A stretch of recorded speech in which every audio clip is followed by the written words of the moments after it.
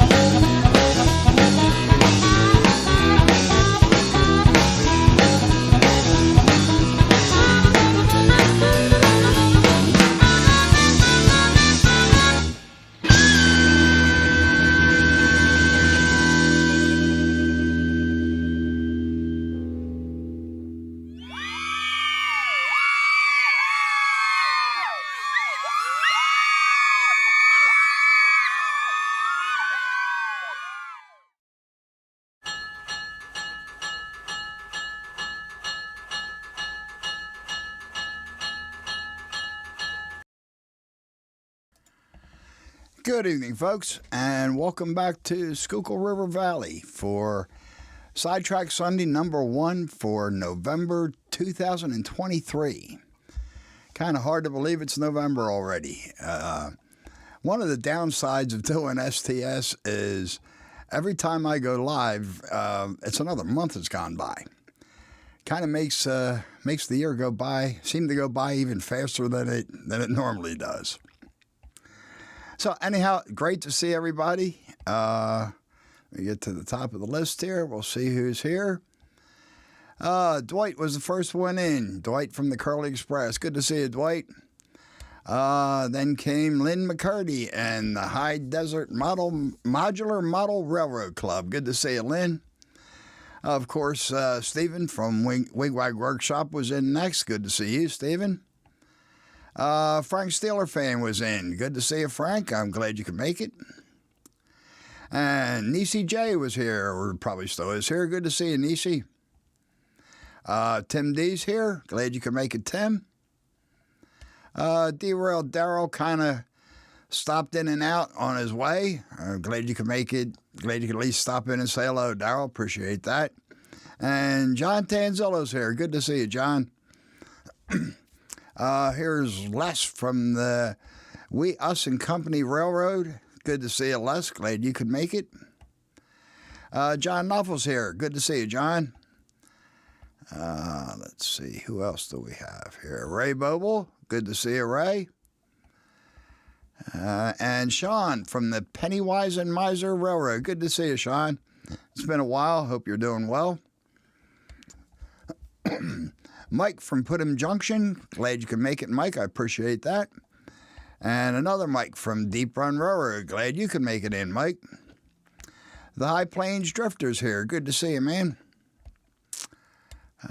Let's see. Who else do we have? James from the Dundas Junction Model Railroad. Glad you can make it in, James. Let's see. Who else do we have? Tom Grassy's here. Appreciate you stopping in, Tom. Glad you could make it. Ken Amos. Good to see you, Ken. Let's see here. Roy Eltham. I almost missed Roy. Good to see you, Roy. Ray Burleson, glad you could make it, Ray. Good to see you. Let's see, JD, glad you could make it in, JD. Appreciate it. Roy Eltham, good to see you, man. It's been a while. Hope all is well with you. Let's see, and there's Brian from the Iron Horse Model Railroad. Good to see you, Brian. Glad you can make it in. Okay, I think that's the bottom of the list. I think I got everybody. If I missed you, I do apologize. Stick your hand up, and I'll be sure to say hi. And anybody just lurking, I'm glad you folks could make it. So let's see. We are back on the Diner Diorama. Tonight I'm going. Let's see. Here's Ben's Model Railroad. Good to see you, Ben. Appreciate you making it in. What was I saying? Back on the Diner Diorama. Tonight I'm going to be putting down the parking lot for the diner. So for the parking lot, I usually prefer to model. Oh, there's Dave, BNSF, and Scale. Good to see you, Dave. Glad you could make it in. I usually, when I do roads and parking lots and stuff like that, I tend to stay away from the more modern style of asphalt. There's Happy Valley Hobbies. Good to see you, Edward. I like more of the macadam that I grew up with, that we saw in the 60s. I guess it's not truly macadam. As I understand it, the original macadam from the 1800s was just the aggregate compacted together. What the macadam that I'm talking about is the coarse aggregate that was compacted together, but then sprayed with tar. Paving paradise and putting up a parking lot. Yep, you're right, Sean.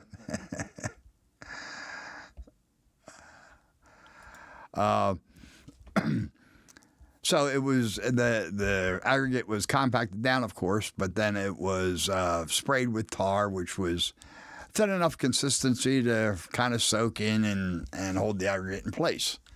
There's Sparky 107. So that's what I'm going to be. Hey, Jay Rock does stuff. Good to see you, Jay. Appreciate you making it in. So that's what I'm going to be attempting to model tonight.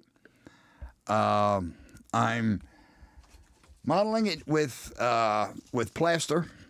Plaster is one of my my go-to choices for modeling materials. I just like the way that it. Okay. Most of that has gone away here, John, but I definitely do remember it.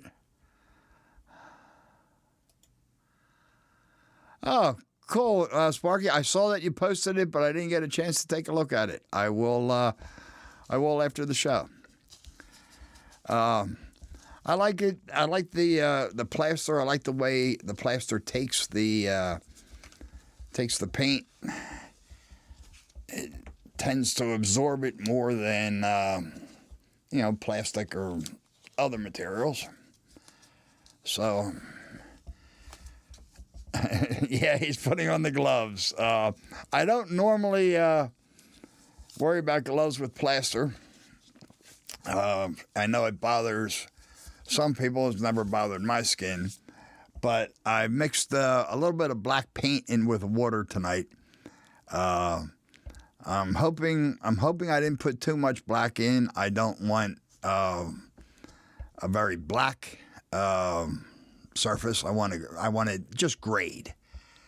So I'm actually hoping that I'm going to have to add some washes after it's dry. There's Santa Fe Bob. Good to see you, man. Appreciate you stopping in. So if you folks will bear with me for a second while I rearrange my camera, I will be right back.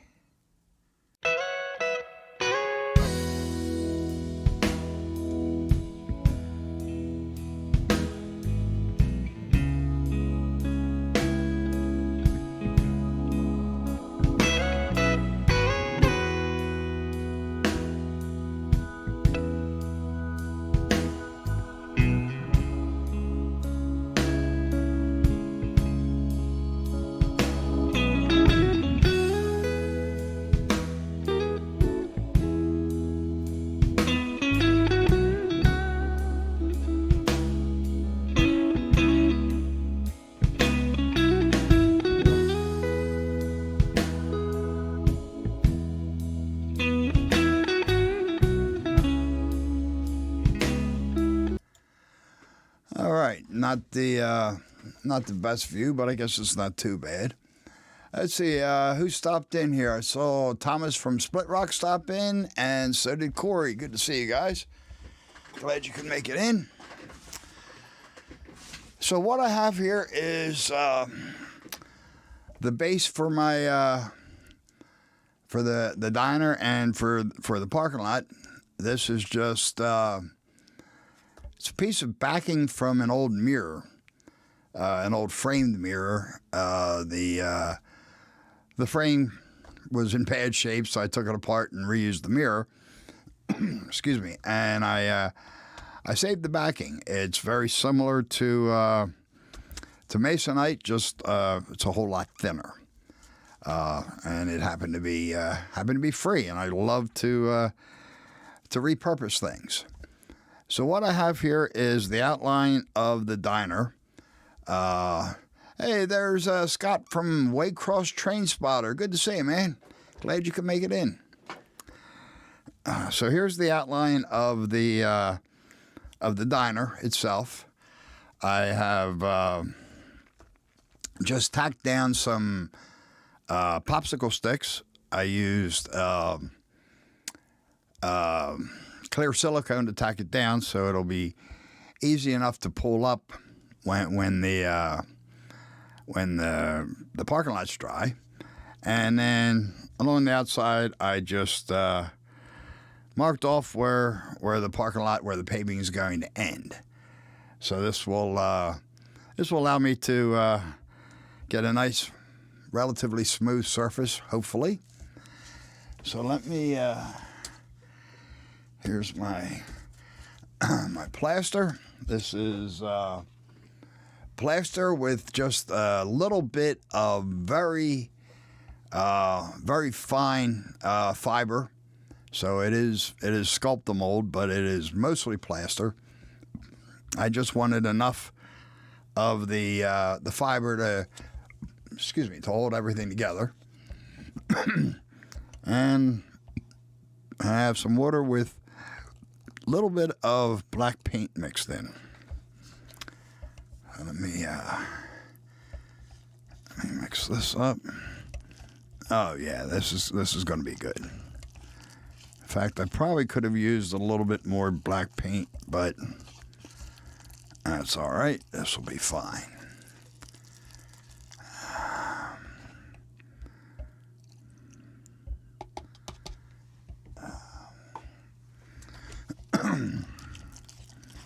I've probably mixed up way more than I need.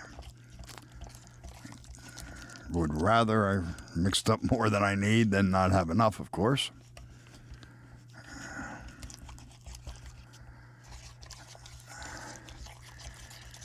So let's see here.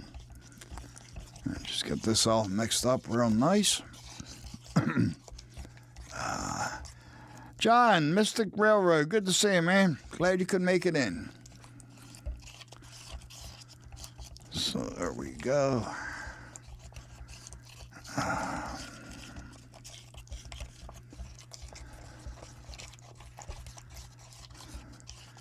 All right, I think that should be mixed up good enough. Let's bring the this back in here.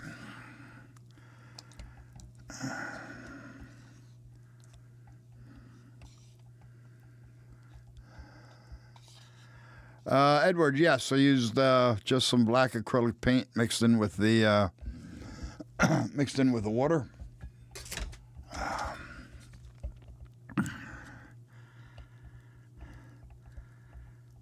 When I use the sculptor mold for making the terrain, I usually mix in some dye that's used for coloring concrete. I mix that in. I mix a nice brown. Lynn, yes, I'm sure grout would work. I've known people that have used grout. I just usually end up using the plaster because I buy it in 25-pound bags, and I always have plaster laying around. So that's why I usually use this. Wow,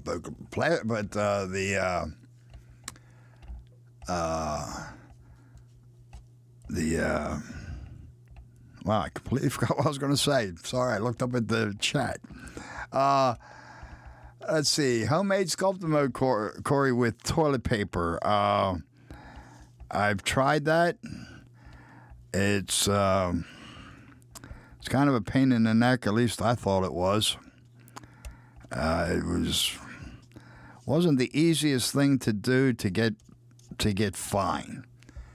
Although I never did try a cheese grater. That might be a good idea. And Dwight has a point. It could take a while for the grout to dry. Good thing with this is this will dry pretty quick. This will dry overnight.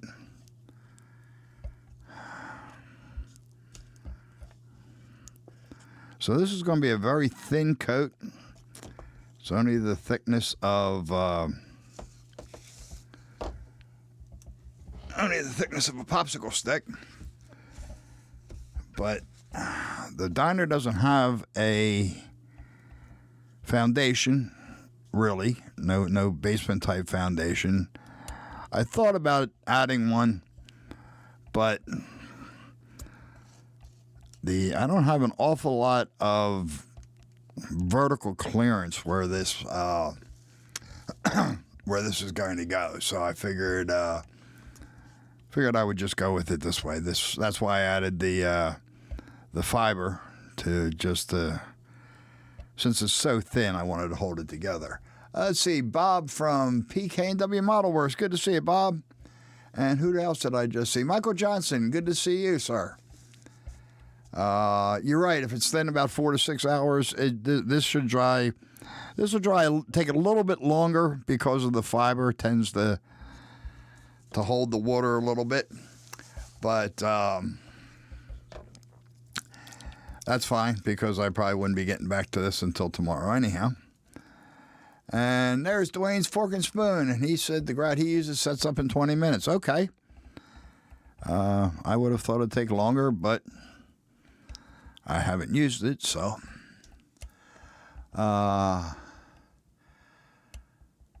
Sparky, yes. When he does the mountainside, he has paper from the paper shredder. I make my sculptor mold out of shredded paper or even shredded egg cartons.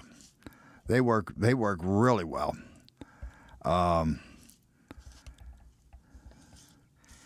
You can also use the shredded blow-in insulation fiber. Actually, that's what this is. I had some of that, and I was out of my homemade sculptor mold, so I just used some of this.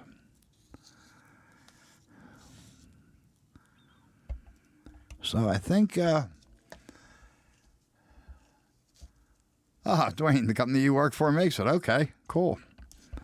So judging on the color so far, I think I did good with the black paint. It's a nice gray. This is kind of what I was going for.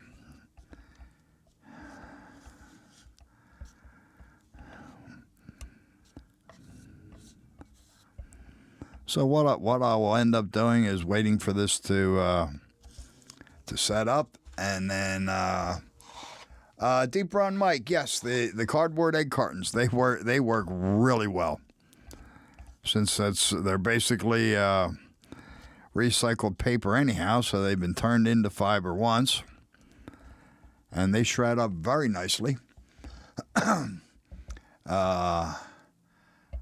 Okay, and Stephen from Wigwag uses the shredded up blow-in insulation. That works really well, and it's less work than my method for the homemade sculptor mold.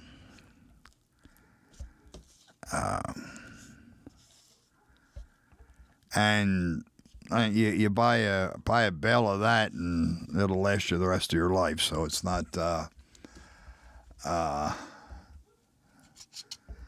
Actually, I think, Ray, I need a smaller putty knife.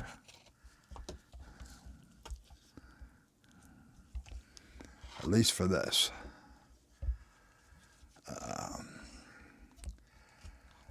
All right, Stephen, Wigwag Workshop mixes it with a lightweight hydrocal. I've never used the hydrocal.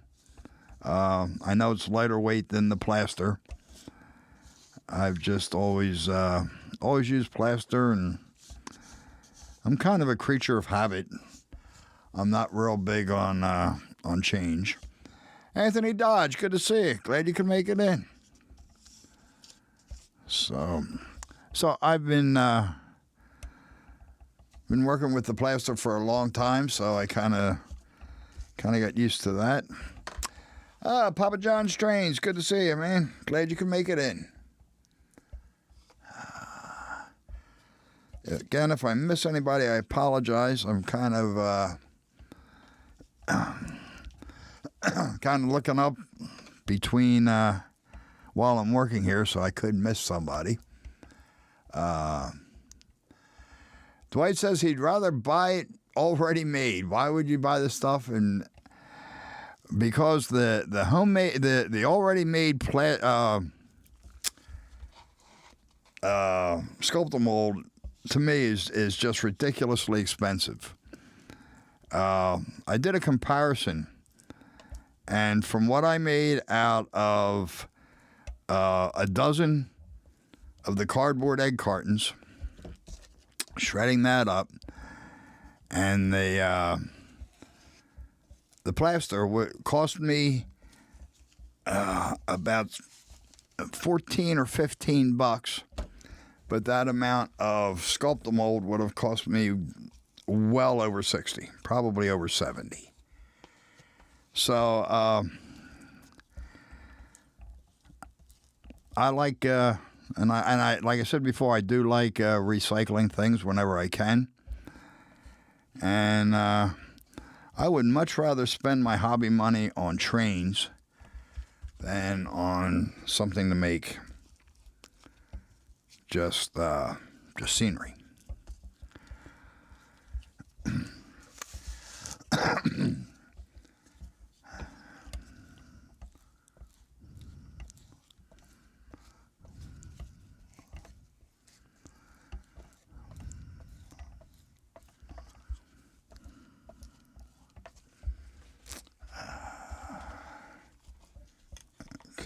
starting to.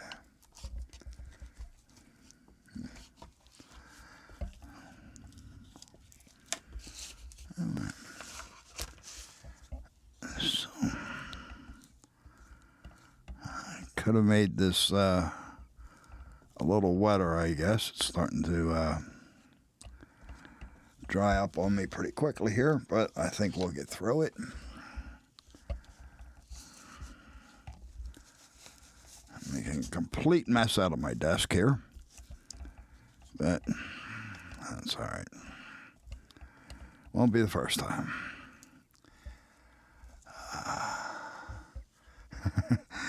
All right, Dave, go get that egg carton, man.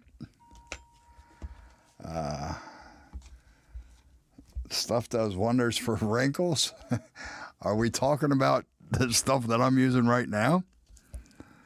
I mean, it'll fill in the wrinkles.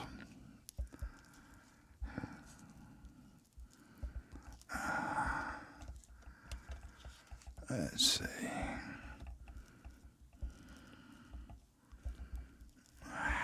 Come on.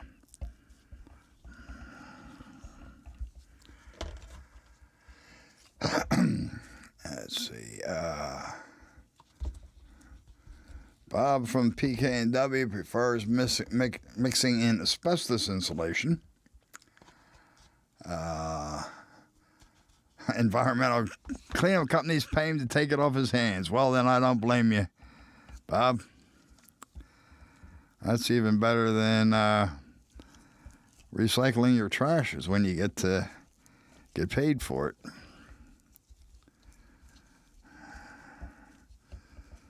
And I can see from the color of this that I really didn't need to wear the gloves. Not enough black paint to have made a difference, but it's not going to hurt. Yes, Ray, I usually do. I usually have some rock molds handy so that I can pour it right into the rock molds and not waste it, but I didn't think far enough ahead tonight.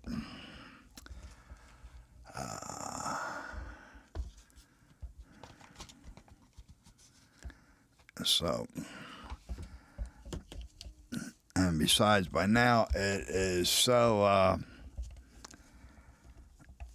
set up that it wouldn't do good in rock molds anyhow. Well, yeah, I like to think so, John, that I always have a plan. Doesn't always work out, but yes, I realize that Sparky, I can hit it with some water. I do have some right in front of me. Let's see, there's Rick from the Fultz Bailey Model Railroad and George, the FL Railroad Dog. Good to see you guys. And there's Heath from Humanity Junction. What kind of cars am I going to be parking in here? Well, this is the 60s.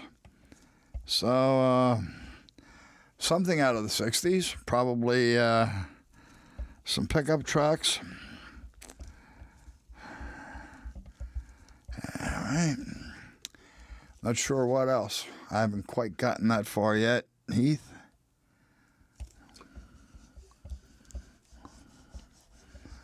Now, let's see if we can smooth this up a little bit.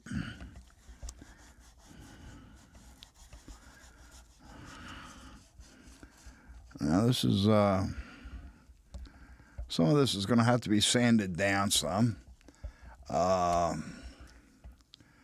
Good to see you, Heath. Glad you can make it in, man. Yeah, 57 Chevy, absolutely. Gotta have a 57 Chevy. Buddy of mine, his father had given him a 56 Chevy Bel Air, which we completely rebuilt. The thing was in horrible shape. We completely rebuilt it, rebuilt the engine, did a lot of body work on it.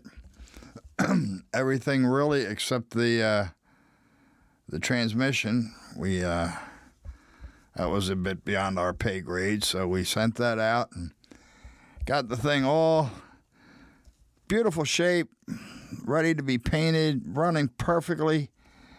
And his father sold it to pay off a gambling debt. So we did all the work that summer and never even got to drive it. This wasn't a Nomad. Unfortunately, it was the Bel Air. It would have been nice to have a Nomad, but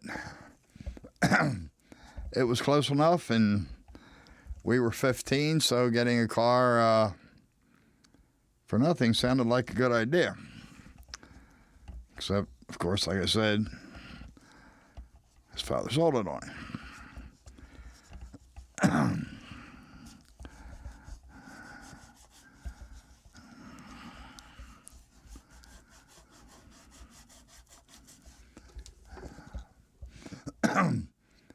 And Anthony Dodge would rather have a 57 Dodge Royal 300. Well, again, at 15, any car is a good car. My first car was a Ford Mustang, a Mach 1. I had two of them. They were beautiful cars. And I really wish I had never sold them. But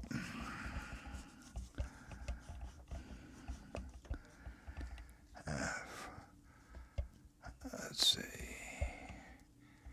Pink Cadillacs for you, Heath, with a Barbie driver. There you go.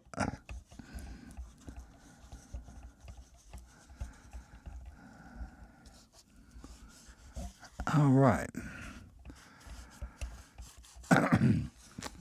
Now that's very, very coarse, but that's really what I was going for. Like I said, this is going to, it's going to need a good bit of sanding down. But that's fine. I was kind of counting on that too, so.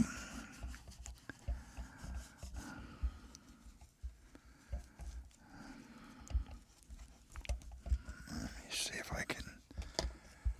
Mustang Mach 1. Yes, sir. I had two of them. The first one was an automatic, 1970.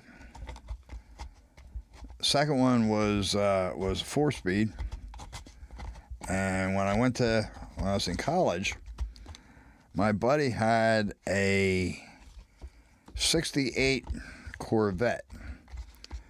And he lived at school. I didn't. So, living there, he was entitled to eat. I mean, he could eat whatever he wanted, take as much food out of the cafeteria as he wanted. It was all paid for. So he would treat me to lunch every day. And my morning classes were over before his. So we would pass each other on the campus and exchange keys. I'd take the keys to his Corvette, give him the keys to my Mustang, and I'd go back to his dorm room and wait for him. And it was a toss-up, really, between which of our cars was faster. I was kind of surprised that comparing the two, how close they were.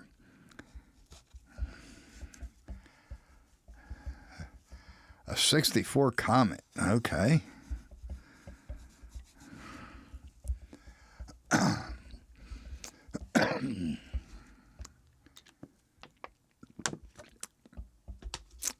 Sean says you got to have a few fine pinup girls to compliment all those fine cars. You know what? I don't even know what happened to my old pinup girls. I did have some.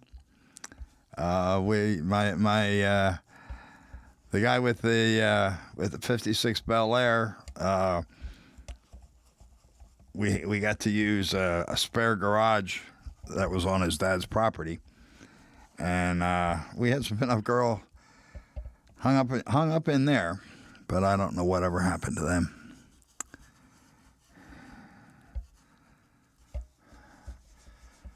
71 Challenger, 72 Cuda.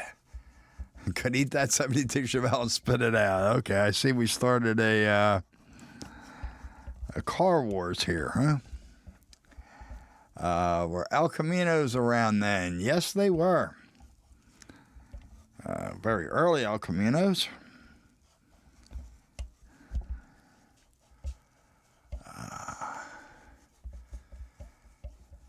And Ray Burleson had a Ford Fairlane. Does that count? Yes, it does.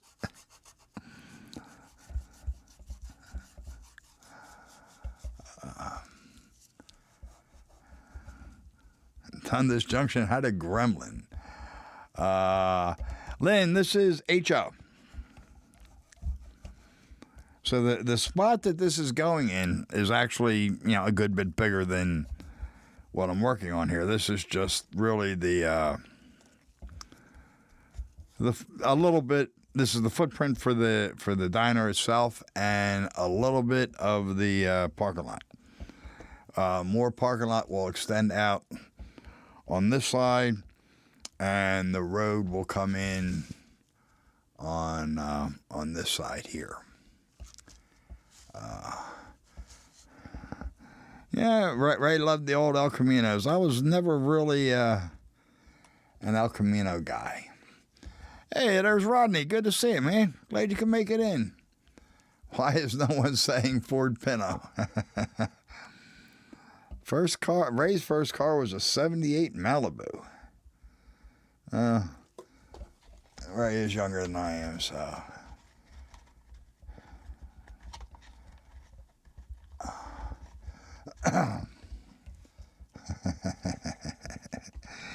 Yeah, it looks like we did start a car wars here. Ben's Model Railroad, his dad had a 22 Chevy Camaro SS with a 6.2 liter manual. It was all mint, all blacked out. I'm sure that was a nice car, Ben, but I would have preferred the Camaros from the late 60s. JD worked at a Chevy dealer and drove a Ram. I drive a Ram now. I was never much of a Chevy guy, to be honest with you. I had Ford. I never had a Chevy. Hey, Bob, thank you. Yes, I am at 996 subs. Been bouncing around 995 here for a little while. Let's see.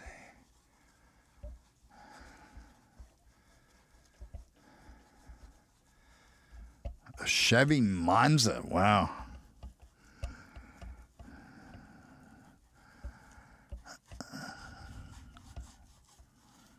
All right. Well, I think that's about it for this. And Steven is all Chevy GM. No, I never owned a Chevy. I had Fords. I had Rams. I had a bunch of different Ford products. I was mostly a Ford guy. My most recent truck is a Ram. It's the first Dodge product I've owned. And Rodney raced a 74 and a 77 Chevy Malibu on a dirt track for years. Cool. All right. So let me, give me a second while I take off my sticky gloves and reset my camera. I'll be right back, folks.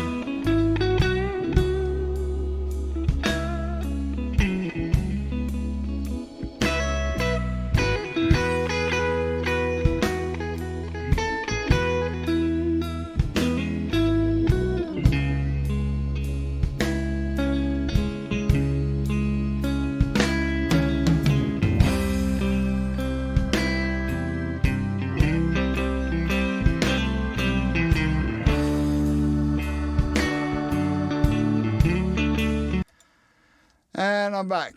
Sorry about that, folks. I hit the wrong button on the camera.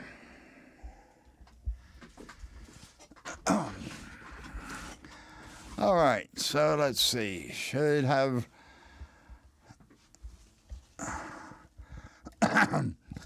Actually, that's a good idea, Tim. I might look into that.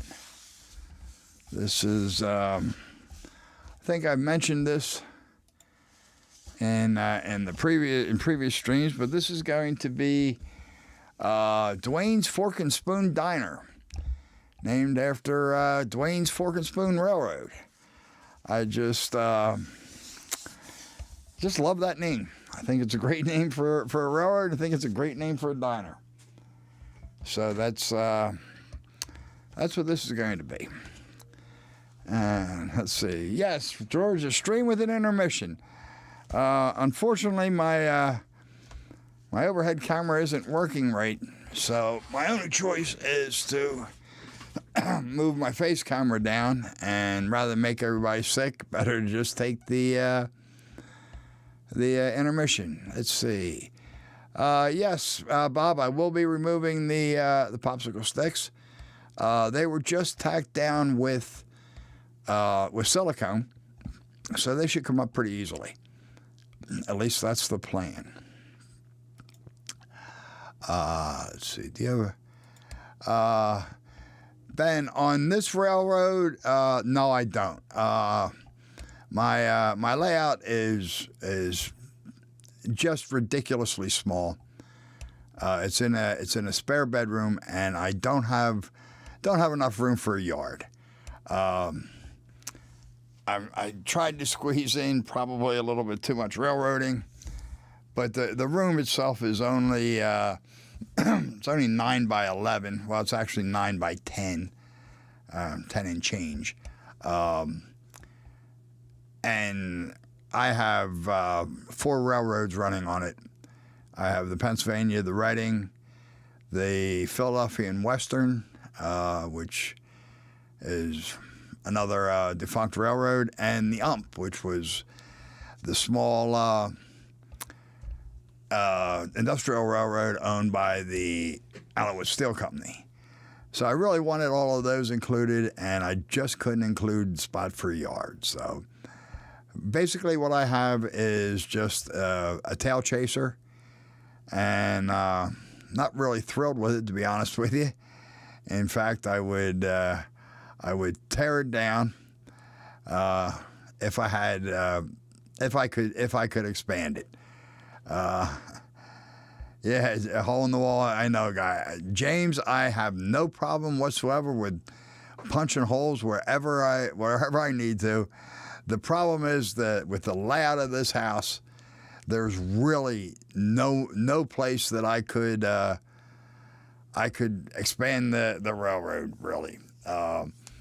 It's in a spare bedroom. Like I said, it's right next to me, and the far side, the far 2 walls are exterior walls, so I can't do anything with them. The only other wall leads out into the stairway, and I do intend to punch a hole and run what will end up being a scenic staging yard out into the stairwell. The problem is from where the layout is up here, height-wise on the second floor. When it gets out into the staircase, it's going to be about 12 feet above the landing. So it's not going to be terribly convenient. But I'm still going to have one, and yes, I have no trouble punching a hole in the wall. I really don't. Still bigger than, 0.8 by 1.5 feet. Well, yeah, it's a little bit bigger than yours, Edward. I couldn't live with a switching layout. I know there can be a lot of fun, and it's great when that's what you have, but I at least had to have the tail chaser. And Ben's got a 4x4 layout. Ben, you've got a very nice 4x4 layout, by the way. Oh, it's based on the Reading End, Pennsylvania. Okay, very cool. Mine is set in the 60s, which is when I grew up, so I remember that. And hey, Derek, yes, a hole in the wall. That will come much later. I will get the rest of the layout basically finished before I do that. And with any luck at all, I will find a new home and move into it someplace with a decent layout room, because I'm really not pleased with this. But I've looked at this house. I've considered taking the master bedroom, which is a good bit bigger than this, and putting the layout in there. But even the way that's laid out with the doorways, I wouldn't be gaining enough extra space to make the hassle of moving it worth it. I would have even given up the living room and just turned the living room into the layout and not really cared. But again, just the way the front door and the hallway and everything are positioned, it would just chop it up so much. It wouldn't be worth it. I thought about punching a hole through this wall over here and running it into this room, which would effectively double the space. That would be a bit of a hassle in itself, because this is my office and this is my primary office for working, so I would have to come up with some other arrangements for that. And this house is just it's not designed for a model railroader, is what it comes down to. And most of you have I've heard this before, but when I was a kid, my father used to build an awesome, huge layout. It was O scale. It was 3 decks. It took up. Well, I'm not married, George, so I don't even have to ask permission. If I could, if I could have worked it out, I would have gladly done it. But like I said, you wouldn't even be able to get into the house if I did that. So anyhow, my father, like I said, Bob, I am the boss, so I can punch holes wherever I want. My father, it was an O-scale layout, and we had a very large living room. And every year, starting November 1st, he would fill up about 60% of the living room and the attached sun porch, enclosed sun porch, with 3 levels of O-scale layout.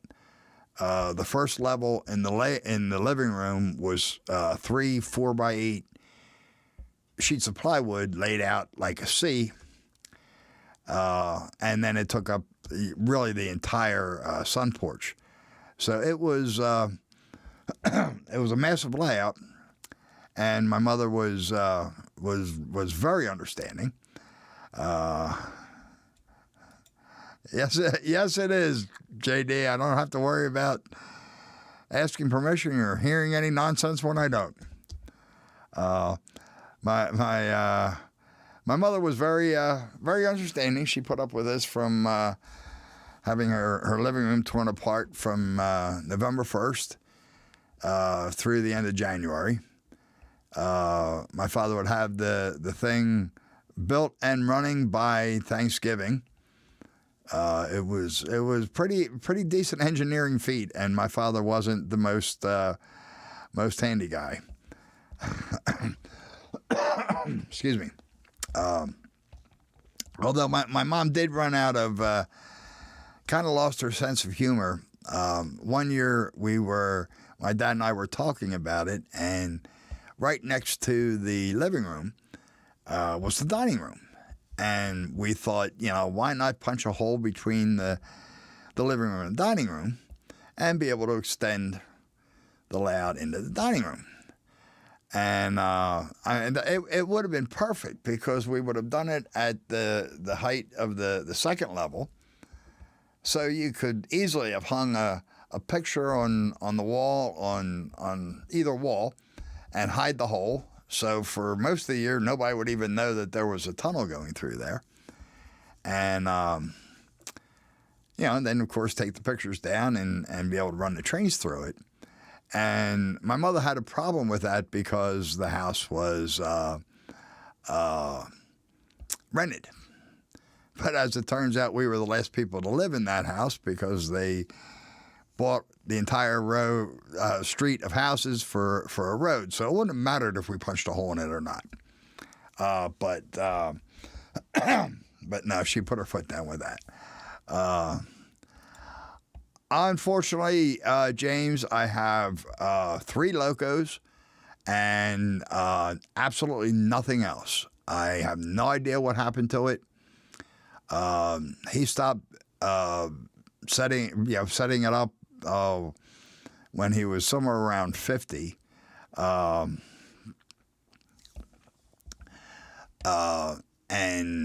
the stuff sat in boxes in the basement, and even when he sold his house and moved, it was in his garage.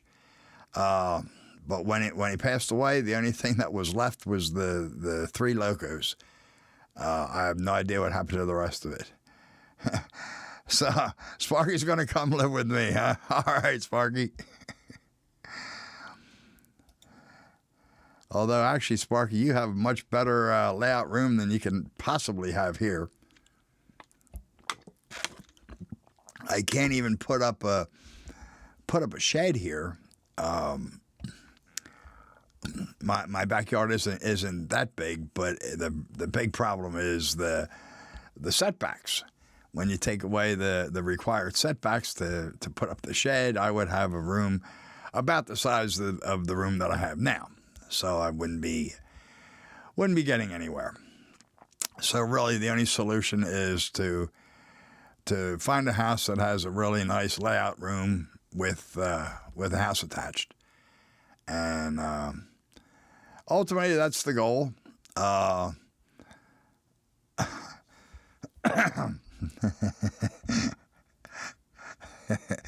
Well, Sparky, you shouldn't have told Amy that. That was between you and me, not her. But yes, Amy, I can certainly understand. But I don't have an Amy, so like I said, I don't have to listen to it.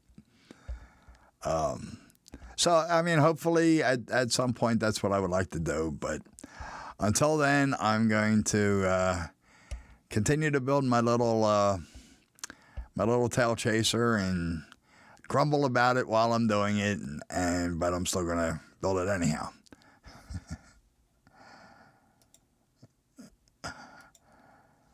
So that's too often the problem, Ken. They just run out of sense of humor. Oh, she was in the room. Oh, okay. Sorry about that, Amy. That doesn't apply to Sparky. So that's really about all I had for tonight. I'm gonna let this dry. Obviously, let it set up, and then I'll be able to take away the popsicle sticks. Put down just some dirt, like around the edges, and be able to fit my. I'm sure she does, Sparky. I mean, that's what she's got you for, is to give you a hard time. You don't think you can even imagine that? And then be able to set the diner in place and get finished. Sparky, I'll be happy to. Right now, they are boxed away in the closet. But yeah, I will definitely. I have a GG1, beautiful GG1. It was insanely expensive in the '60s, And I have, what else do I have? I have an F3 from the Denver Rio Grande Western and an SD7 or 9 from the Minneapolis and St. Louis. Yeah, you know what, Bob? It's going to need some sanding, but I'm also not going to level it perfectly. This type of macadam, at least in my area, was never really that level to begin with. But yeah, it will require some sanding. And thank you, JD. It's getting close there, man. Good point, Derek. Although I wonder if she regrets that sense of humor now. So hopefully when we get back together next month, I'll be installing the diner itself. I should have the diner finished by then. I have the lights installed on the inside. There's also a light that goes on the roof to light up the sign. That I didn't install that yet because I had the roof off because I was putting the interior in. So then once I get that, it'll just be a matter of some finishing details. I have modeled the phone booth that I'm going to be 3D printing. I mentioned last month that I'm going to 3D print that in clear resin. Thank you, Bob. Hey, no sense reaching for that bar unless it's high enough, man. I've always believed that. So I'm going to be printing the phone booth in clear resin. Then I can paint, the bottom parts that weren't clear, but it should light up pretty nicely. I haven't printed it yet, but I do have it modeled. Hopefully I should have that ready for next month as well. So I want to thank everybody for coming in tonight. Don't forget, next Sunday will be Nissy at 8 o'clock as usual. So I hope to see everybody there, and I'm sure we'll see each other in the chat store in the week. So thanks, everybody, for coming in. I really appreciate it. Thank you, John. I'm glad everybody could make it. I really appreciate you hanging out, and we'll see you next month. Everyone, take care. Have a great week.